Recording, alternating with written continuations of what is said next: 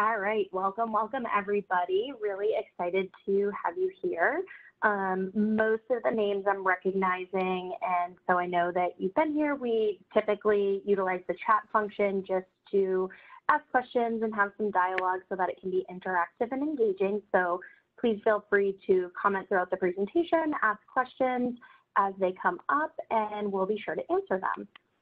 I am really excited for today's presentation, as I am every week with Tuesdays with Tom. If you haven't attended one of his calls before, you can expect a really interesting and engaging session. So make sure you're paying attention and ready to answer some questions.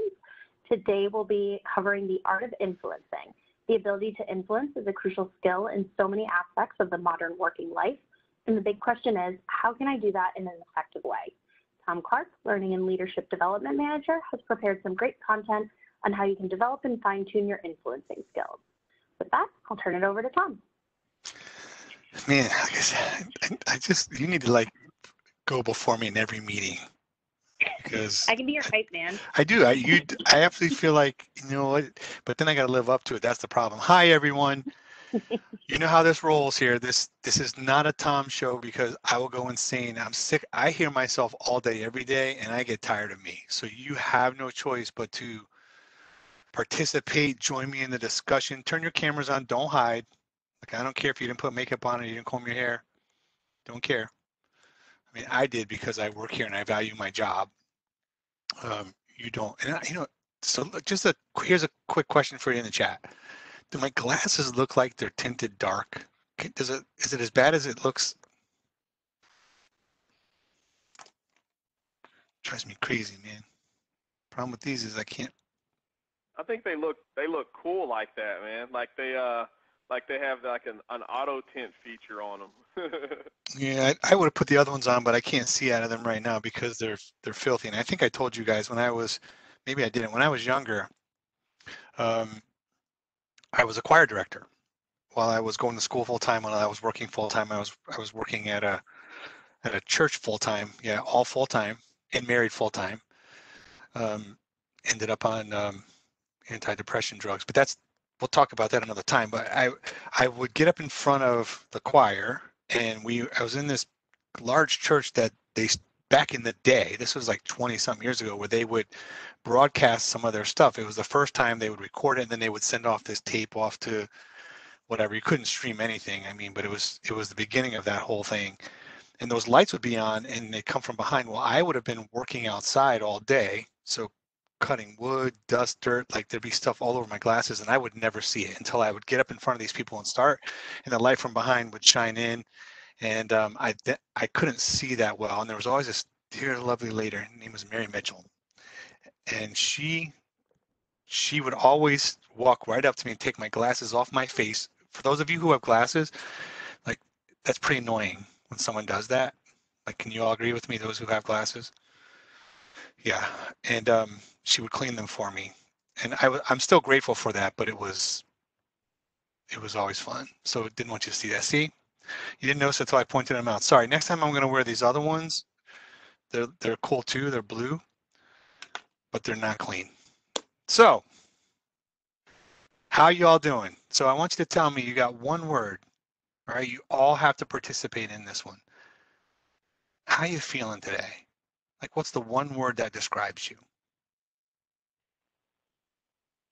Lively, alive, relaxed, terrific, content. Happy, tired, sleepy, frisky. Sorry, I didn't mean to say it like that.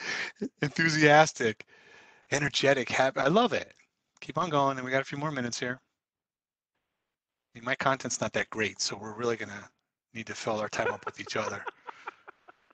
Drained. Yeah.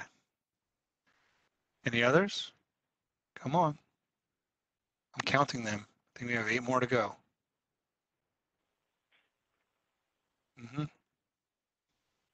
Jordan, way to come in at the end right there, just before the timer closed out.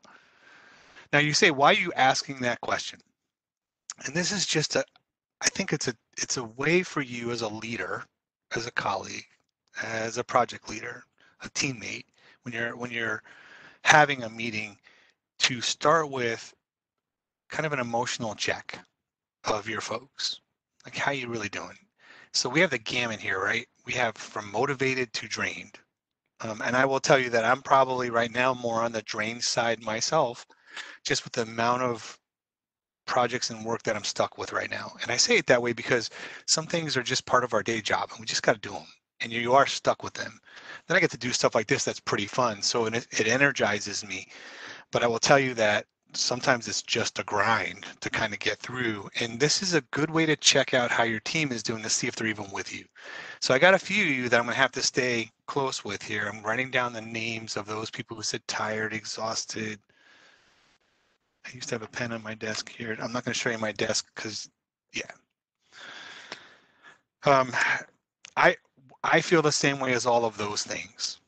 All right, so it's just a good way to kind of do a little bit of a check-in and get a temperature check. Now, if you're doing a smaller team, you got like 7 or 8 people, you still do it this way. You can have them do it verbally.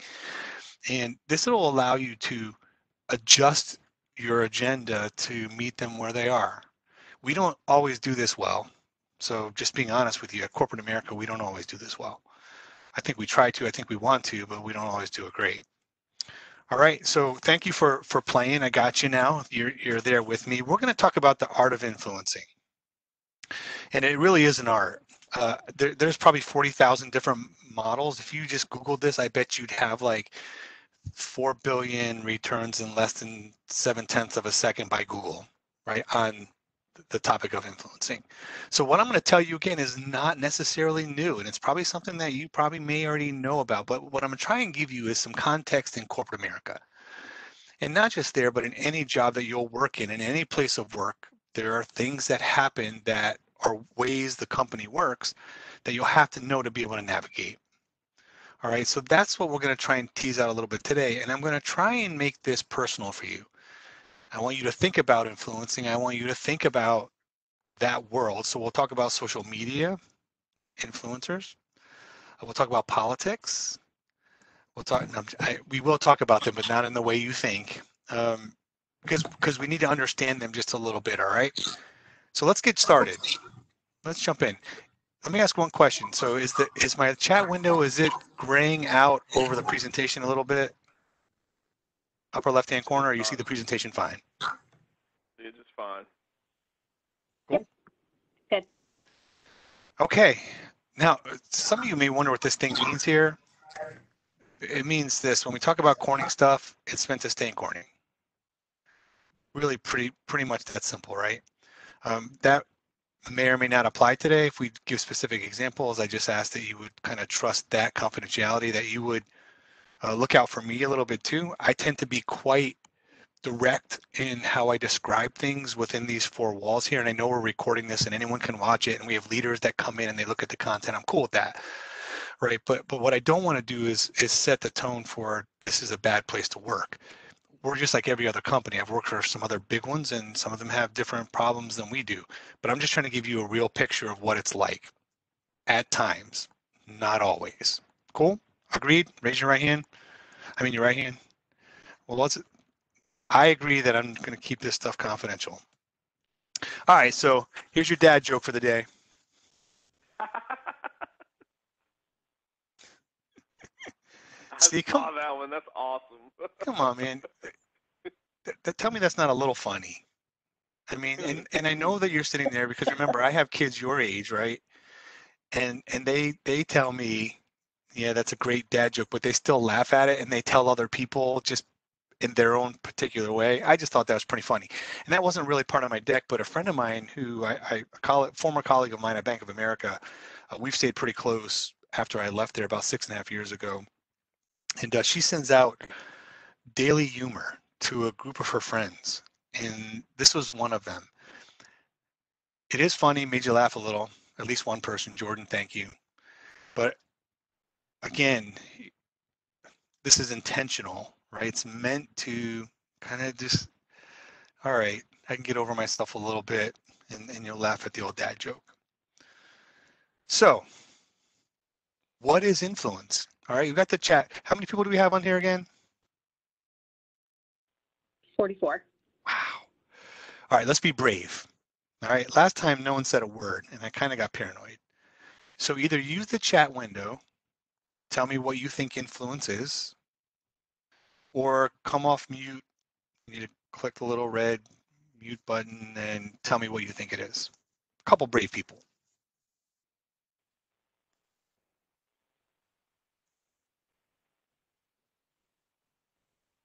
Don't Google it.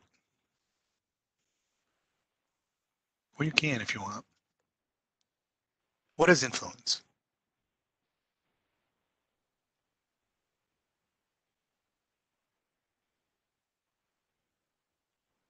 Yeah.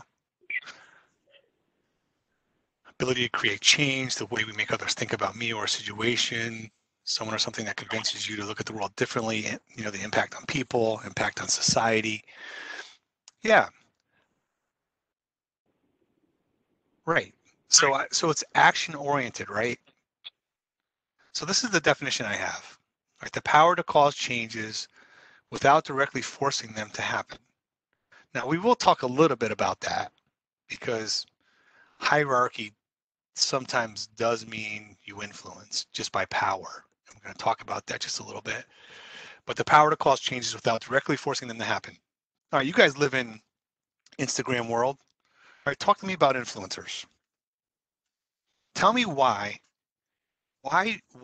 is it? What is an influencer first? Someone come off of mute and tell me what an influencer is and what they do.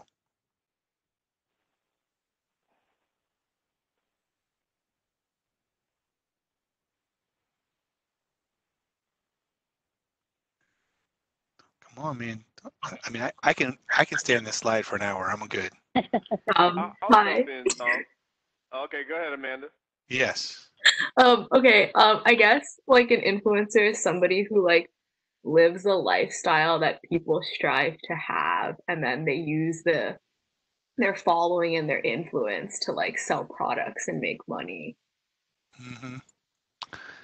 Yeah. So I like some of. I like it. Right.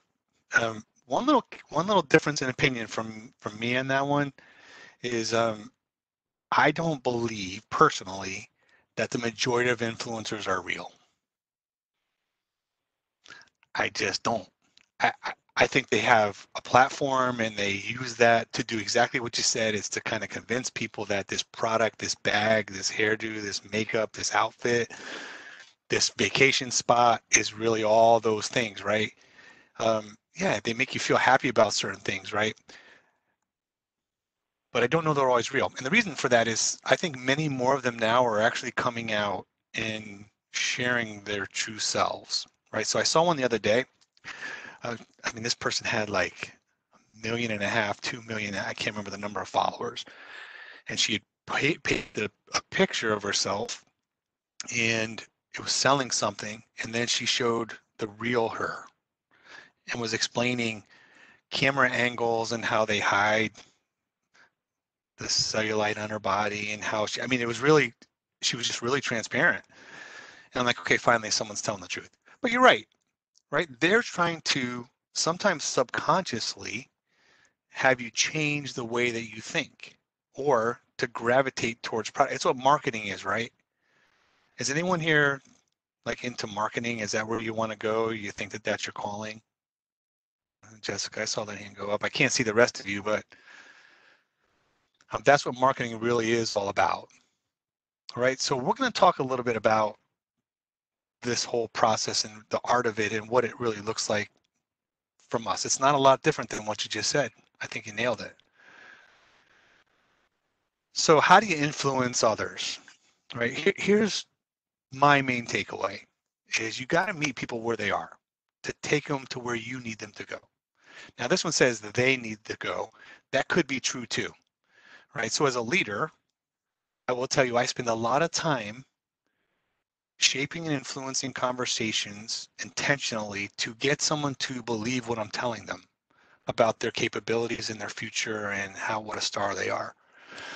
At the same time, I do that with people who might be struggling in certain areas. So when I work with leaders that are having maybe a difficult time, they've got some negative feedback, right? I really try to influence the way they think about things by showing them data, by showing them the picture, showing them feedback from their teams.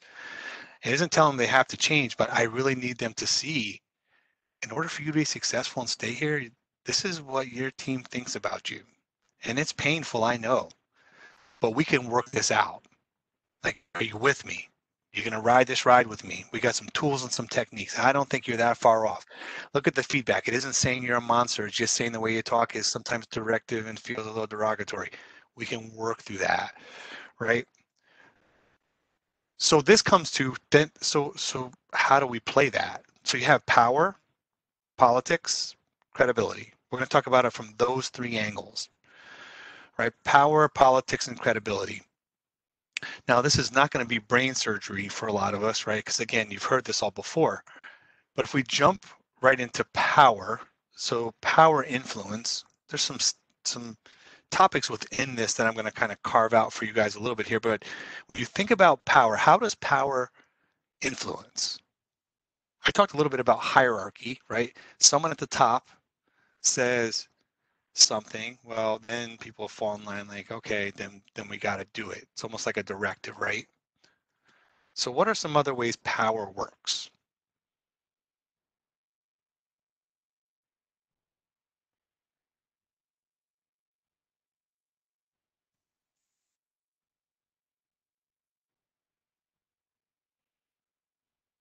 All right, so that's what we said. That's the definition.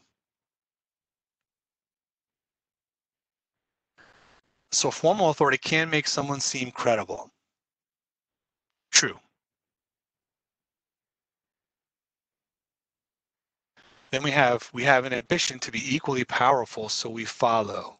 So Teresa, can I ask you to come off mute and explain that a little more to me, because I'm curious about that one. So what I tend to say is that when we see a powerful man talking, we have a feeling that if we follow the directives and if we follow their path, we may become as powerful as them. So that's a kind of ambition which works behind us following. Yeah, so we're like, we kind of, that power, that's really more about us, right? Because we're trying to get to that same level. So it's our ambition that drives us to that. Yes. Cool. I love it. Thank you. Formal authority can make someone seem credible. Claire, talk to me about that.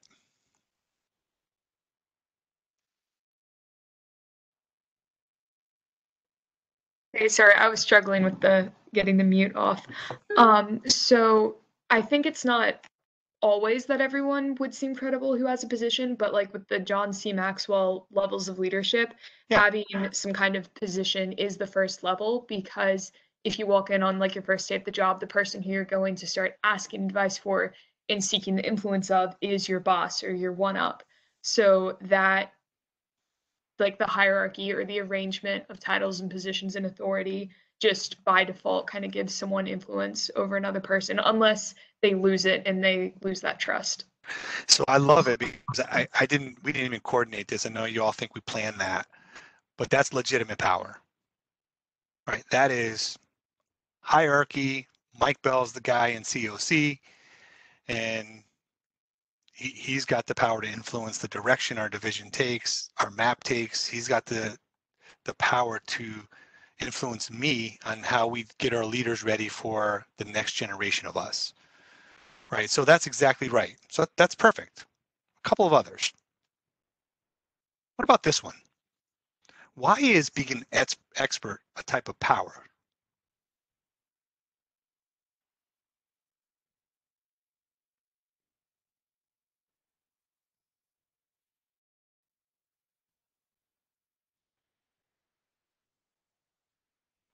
Come on, I got a line typed in the chat that I want to hit enter on, because I know the answer to it, but I want to see if you all grab it.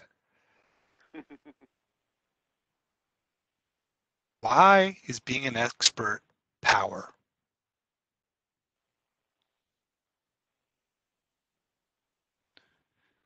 Yep. People respect and trust your skill. Experience gives you power. So Supi, come off of mute and tell me more about that. Why does experience give you power?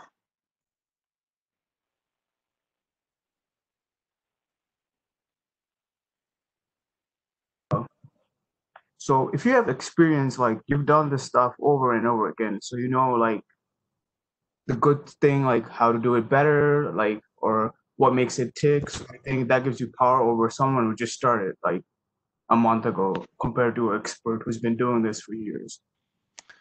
Yeah, right. Exactly right. And Catherine, you got it right too, right? People listen to your opinions because of your expertise, especially if you have data. That's why we really we when we read and study and do research, we always look for the title of the person. So if I were to do a white paper on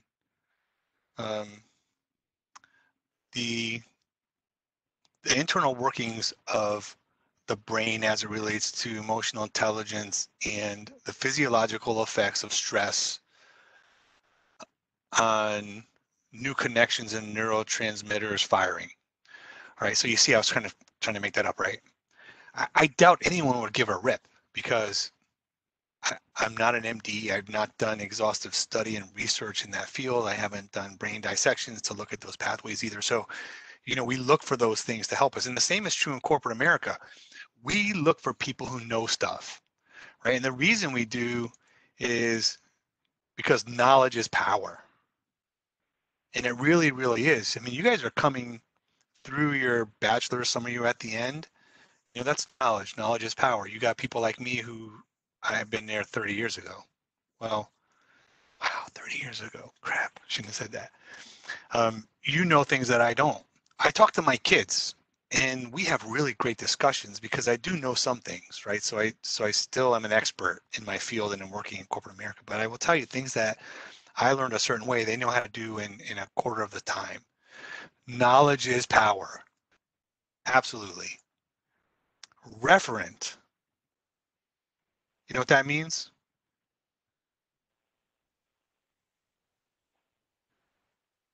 I'll save us some time. Do people want to follow you? Are you naturally charismatic or people credible just by who you are? Now, again, back to influencers on social media. I was watching someone on a TV show that was an influencer, and I decided to look her up on social media, and I'm like, okay, like what is it about her that makes me like go, okay, cool, I can see what she's doing. I might even buy into that. I mean, she's 21, 20, and I want to say she had, I mean, the millions of followers that she had, and what it was she talked on TV. She looked the part. She looked believable. She looked like she had it going on. So I call that referent power, right? You just look at those people that kind of got it, right? And I think you'll think about those people in your lives right now. Think as I'm talking about these, think about who those people are, right? Referent, like who do you look at and say that just person is just naturally believable? Informational. Why is information powerful? And how can you use it to influence?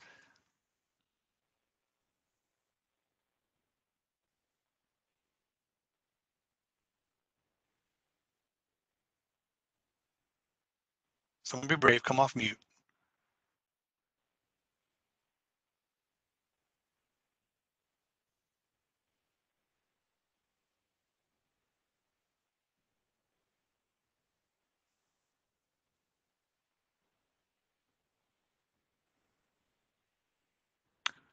Because knowledge is power. Okay. If you think about the negative side of this, blackmail, right? That's just one way. But also, if you know certain things about certain ways things work, it gives you this power to influence because you are now an expert. So it kind of feeds into number 2 at the same time, right? Confidence in evidence and results. I love that, right? That's a great way to think about this. You have data. Let's say that you're the keeper of data. I mean, so let me ask a question this way. Who do you think has the most power as it relates to information in corporate America? What role?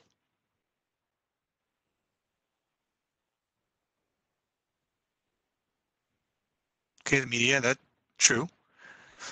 But I'm thinking about people in corporate America, right? So those are true. Secretary of Defense, people in politics, yeah, all those things. But in the company, okay, executives, Maybe Chief Information Officer? Others? Public relations? Stakeholders? CFO? Yeah, you're not kidding. Marketing? Are you ready? The admins. Yeah, that's true. The gatekeepers. Think about it. What I learned, and it took me a little while, was if I needed to know where things were or who, if an executive was available or what kind of mood he or she might have been in, who did I go to? Their administrative assistant, their executive admin. They know everything. And the reason they know it is because they're managing the senior leader's calendar. Usually they have access to their inbox. They know anyone and everyone that's sending information back and forth to the group. They usually know ahead of time when change is coming because they're scheduling out meetings and communications and coordinating the entire life and schedule of the individual. So just remember that, right? Those are the people that know stuff, and they may not be able to tell you, but generally if you're good to them and you bring them coffee or their favorite drink, they can help you out. Right, and the last is just connection. Who do you know, right? It's really that simple. Who do you know? The world still works this way, and it works this way inside of companies. Within Corning, it is about who you know. Like, let's just use this whole setup we have of training for you guys, right? It started with an email that came from Jessica to myself and someone else about where can I find content? I heard your name through someone else. Someone told me to call you. You know, it was the connection that happened, right? And that's power. If you know who to connect to, then they're going to come to you, and you become an influencer of the direction that things go in. All right, I just want to take a little bit of time on that one just to talk a little bit about here. So you don't need authority to have power. What's yours? Write it down on a sticky note or something. I'm sure you all have them. Or write it on your hand or on the 5 million notepads like I have on here. One of them's from Disney World. It reminds me of that place because I like it. Like, which one's yours? Legitimate power? I would say you probably don't have that yet. Expert power? You might. You might. Informational power? You might be on a project and done some research at school. That gives you that. Referent. That's where you really work on being credible and believable, right? Are you there just yet? Could be. Do you have connections? You know, are you able to negotiate inside, outside, around? So just ask yourself that question. Now you can see when I deliver this Corning leaders and talk to them about this, it makes them really think because most of them do not have legitimate power. They're in the hierarchy, they're just down low. So they can't just tell people what to do, right? But they have to kind of move through all of these things. Any questions on that?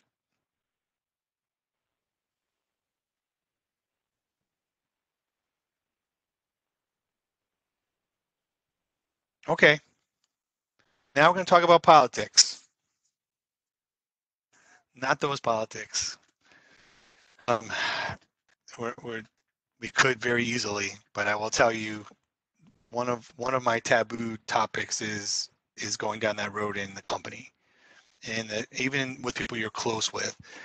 The reason I tell you that is we do want to be able to talk about those things, but we haven't yet completely learned in corporate America on how to do those conversations constructively, because we're so entrenched in what we think or we believe. And proof of this is I've had friends very close to me that I thought that they're still good people. I believe that in their heart.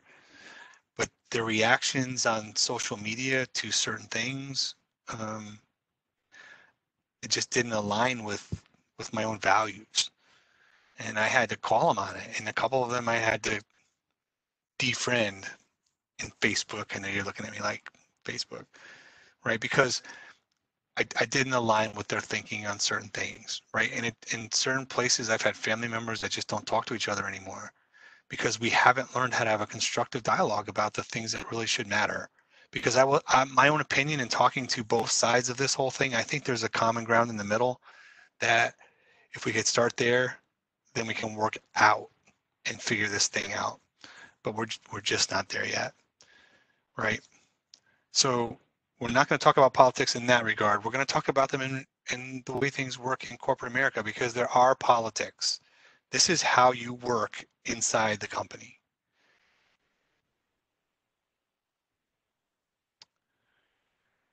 So if you think about politics, right, this is the definition. Like these are the unofficial ways we work. You know, so it's not really a written rule or anything else. It is just those kind of unwritten rules of working. We used to have this whole guide called the Unwritten Rules by a former HR executive. His name was Gary Pease in the company, and I just found that document today again and looked at it, and it's just the way that we expect people to behave, like within the corporate environment. We talk about politics a little bit. So talk to me. Can you guys think about, like, when I talk about politics in corporate America, what do you think that looks like?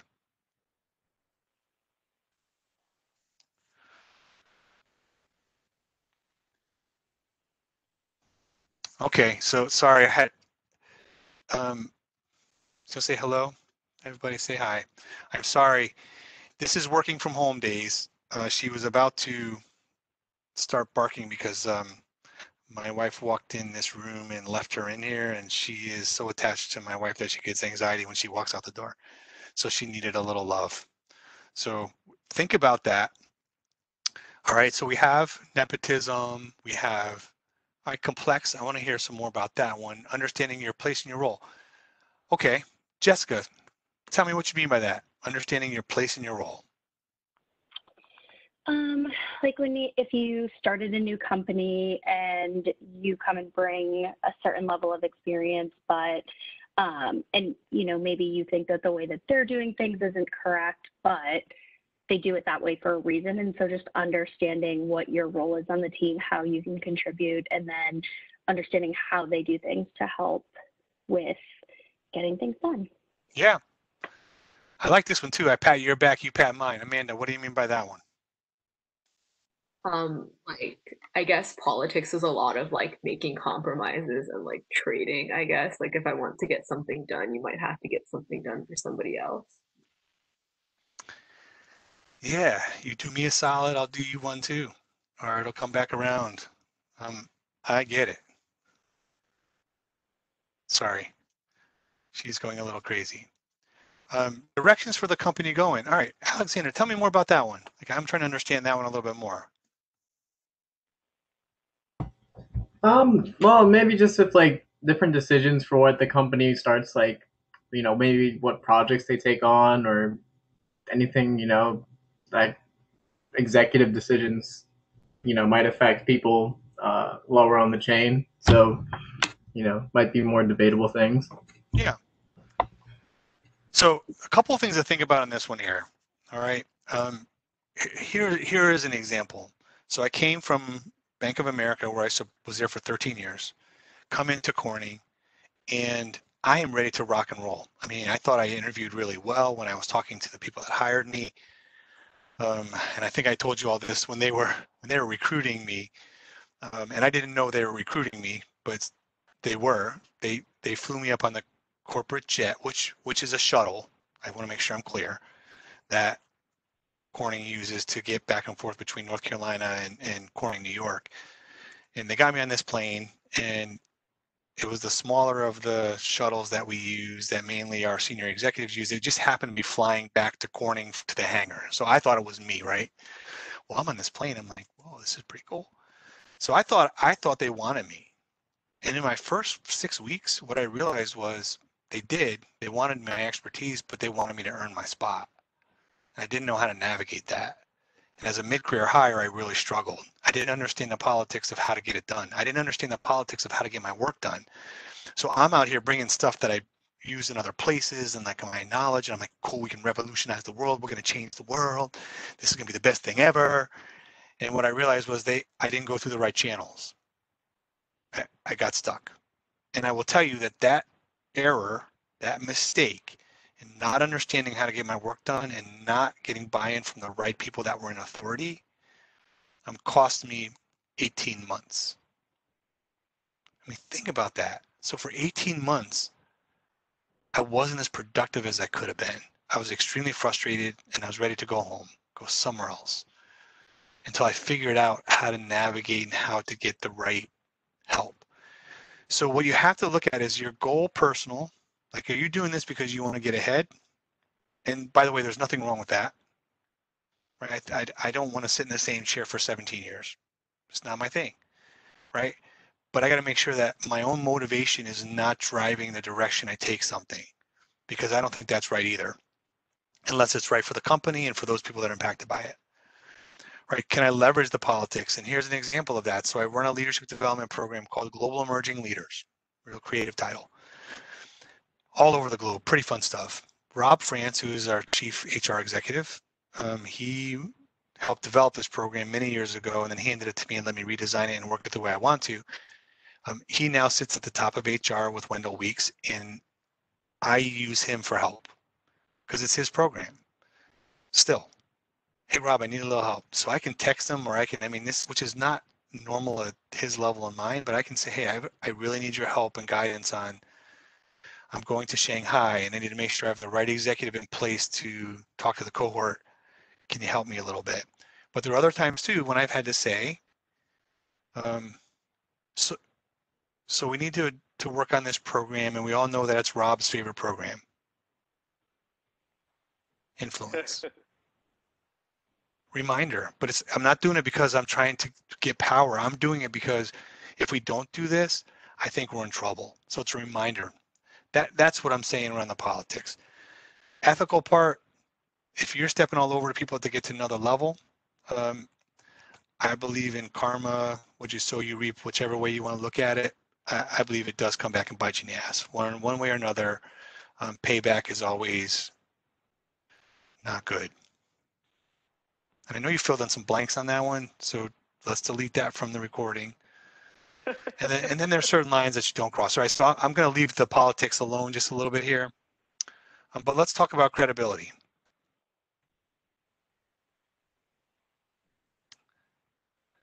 Hey, Jessica, remind me to fix this clicker, right? Because they should come up at the same time.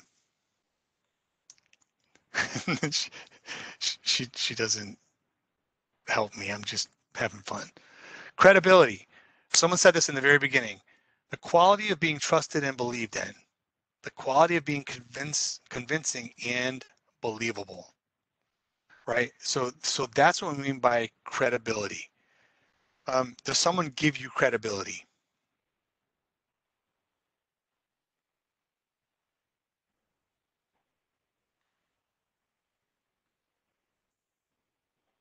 Thanks, Claire. It's earned, right? It's about being trusted and believed in as an individual person. You delivered, you do what you say you're going to do. This is true with family and friends too. What role in a company do you think this is most important in? I'm going to say it that way. What role?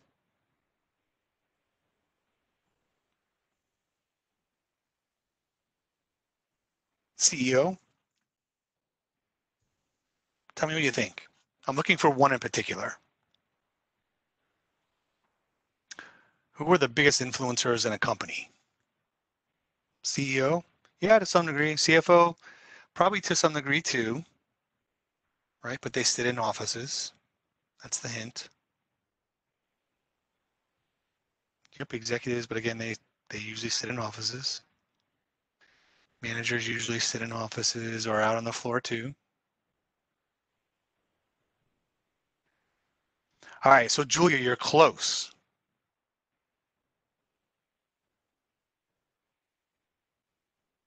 So who, if customers is the clue,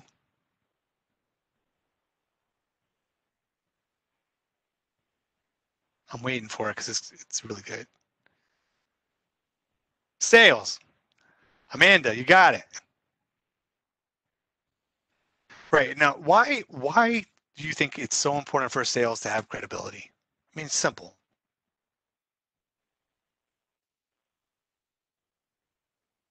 Because if they don't believe you, See, the customers, so you might have heard this before. Customers, I mean, Corning, we make the best stuff.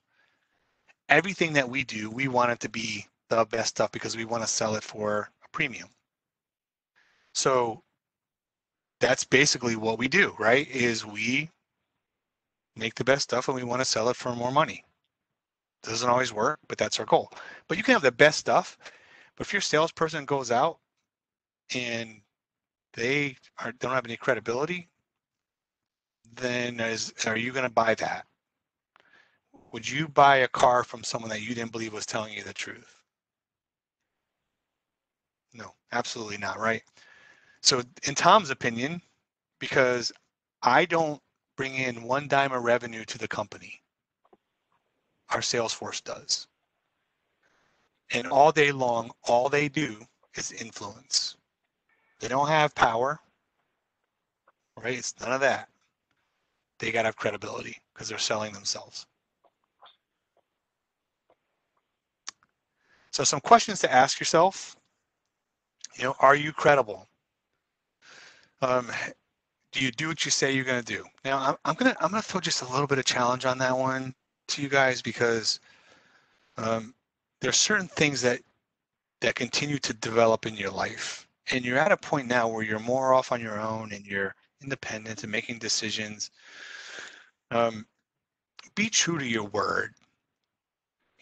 Be that person that does what you say and doesn't bail.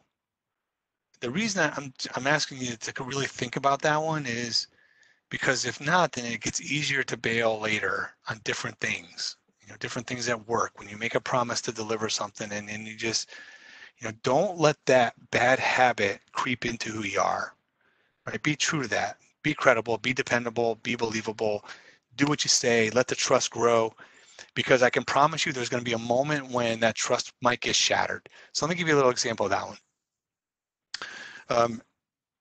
True story. We had a senior sales executive. The dude's name was Luntz Bass.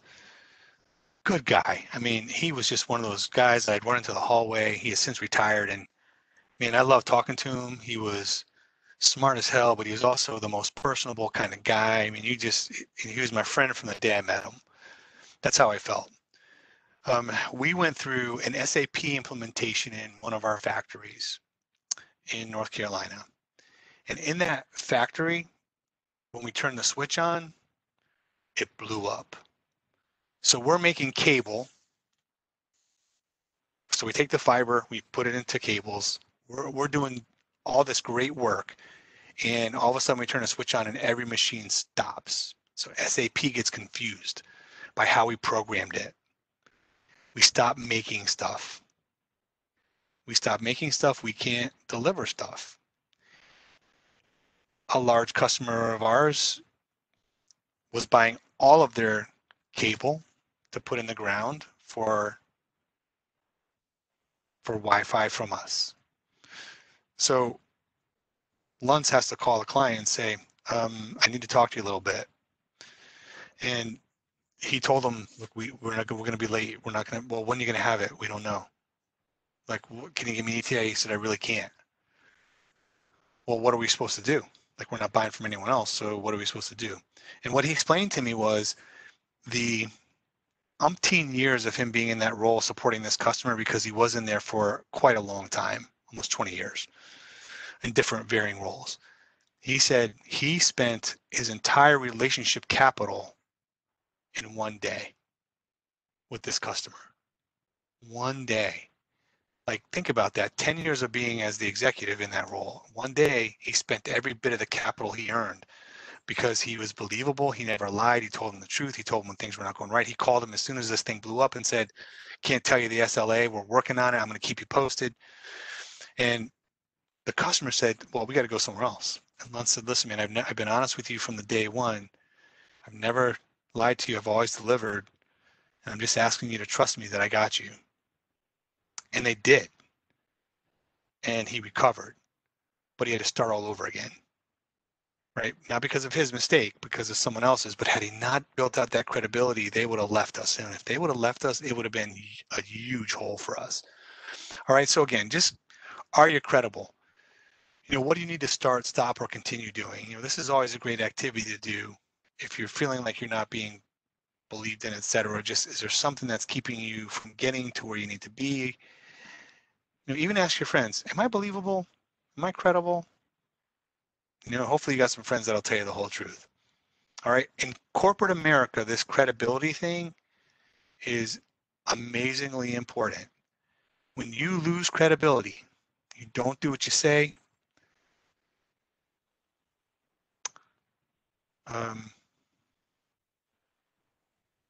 it's really hard to gain that back. I know of individuals that they don't have a list, but they have a list. And their list is, I don't trust Tom is going to deliver because he screwed me before, and I don't think it's going to happen again. I'm not going to let that happen again. So I'm not trying to be dark, but I'm just trying to say, you really got to make sure, if you're not going to be able to deliver, you got to make sure you're contacting someone saying, look, here's what I agreed to, but it's not going to happen. Here's why, or here's where I need some help. Okay, cool. Let's see where we are. Okay, I'm not going to spend a lot of time. This is a debrief that we would do if I could break you out, but unfortunately we don't have that technology, but I figured I'd just let you see it, that this is actually interactive. But what I want to give you is a very quick model of how to influence. You're saying, wow, we're at the end, you finally get to this. Because it's really pretty simple, right? When you're really trying to influence, you got to stop and think. We do not spend enough time just thinking through our issue before we start to get on it. And I will tell you, these things have kind of helped with that thinking. I got 2 of them, by the way, so I can screw up twice. What's interesting to me is I can really quickly have someone text me or email me or whatever, and I'm already responding. And if I just take a minute and pause a little bit, it could really help me. And if it lets me think about, how am I going to change this way this person thinks? Sometimes I do with my kids, sometimes with my ex-wife, sometimes with my wife, sometimes at work, all of those things. So stop, pause for just a moment. Don't just talk. Get a plan together, right? Listen to what people are telling you. And this is the words beyond the words. And we'll talk about active listening in a little while here. And you can do it while you're on a phone call, by the way. A little harder with 44 people. But listen beyond what they're saying. Listen to the meaning behind the words. Make sure you heard them clearly and accurately. Or you repeat back what you think you heard. Sometimes it's saying, look, here's what you said. You said X, Y, Z, but here's what I think you meant.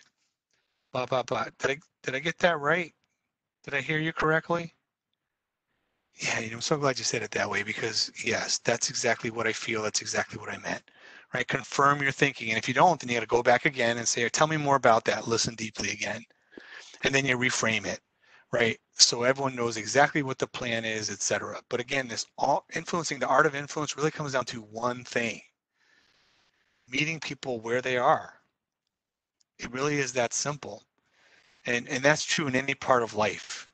Like, if you can meet your significant other where they are, when you're making decisions about the house you might buy, or the car you'll buy, or the place you'll go on vacation, right? All of those things come down to these simple things. But at work, in Corning, listen to what people are telling you, craft a plan. And by the way, this doesn't all happen in one conversation. Sometimes it can. Sometimes it takes days and days and days, sometimes months, to really get people to buy into what you're saying.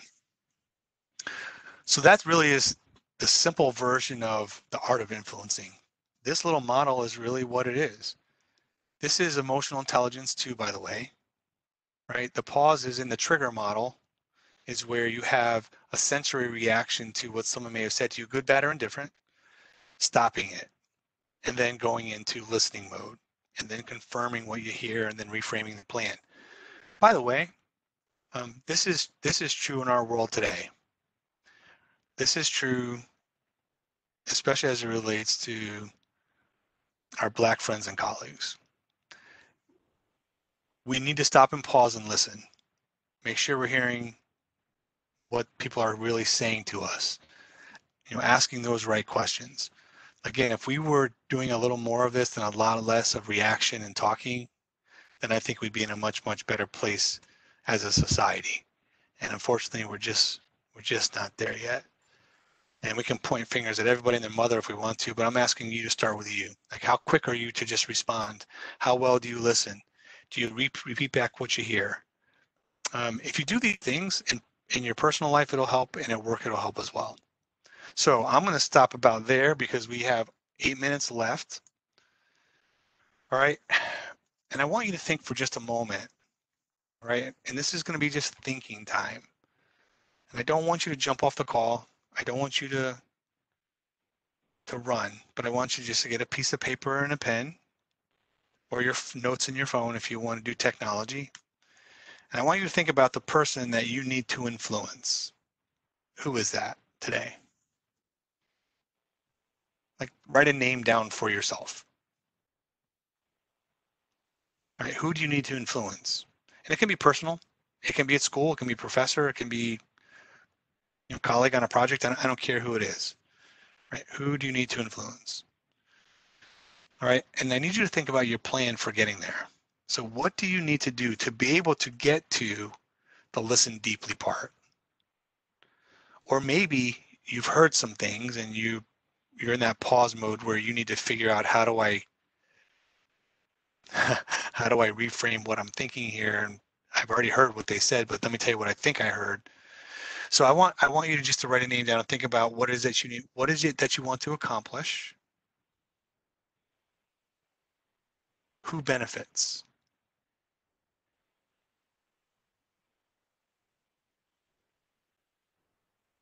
And what steps you need to take,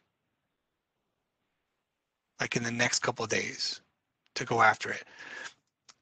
I know that most of you are not working in a corporate setting right now, and I really get that. So the application can be really, really difficult. But without being Dr. Phil, I would bet that there's some relationships in your life that you might need to go and try and work on a little bit. Just saying, I know I do. I mean, I got 2 brothers and we're very opinionated and we go at each other often, and there's times when I need their help. I got kids who are there too, but that's what I want you to think about. So take a couple of minutes. It is 4:54. I'm going to go on mute, turn my camera off. You guys can do the same. I just want you to think for a minute. Cool? And even start to brainstorm what kind of things can you do to influence that person. All right, so you got about 4 or 5 minutes, and then I'll pipe back in when we're ready to close up and wrap up the session.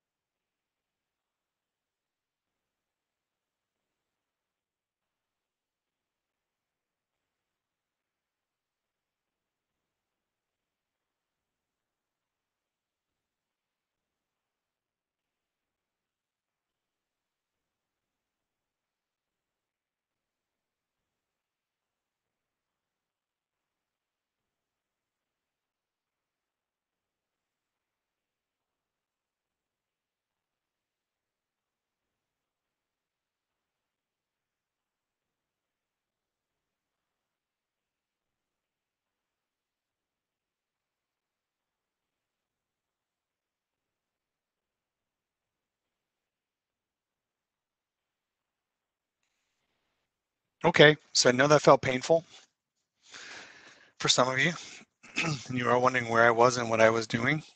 I was doing what you were doing. And something just kind of came to mind as we wrap up the session here. Sometimes, in order to be able to really influence and win some people over, you need to apologize. You know, if you've not really listened real well, you need to go back and start the process again. In order to meet people where they are, you might need to do just that. So what I would just encourage you to do is, if that's the case, don't be afraid of that word. Don't be afraid of saying that phrase, I'm sorry. I didn't listen very well, or I just overreacted. But I want to make sure that we both get to the same place. So can we try this one more time? And I just need to hear where you are. All right. For those of you who are watching the playback, sorry for the silence for so long, but I hope you did the same thing. I'm looking forward to the next one. So thank you all for coming. I appreciate the time again, and looking forward to the next session. And again, I don't know what that topic is. I can't keep them all straight. I can tell you. I'm pulling it up right now. Active listening. Active listening. Yeah, I think that's, yep, it is. It's active listening. It's my favorite. I'm excited. They're all my favorite. Hey, look, I appreciate you all. Look, continue to hang in there, all right? I mean, we're all going through this thing together, and there will be another side of this. I promise you. I promise. I was texting my daughter earlier, and I just asked her the same question I asked you, how you doing? And she replied with a meh.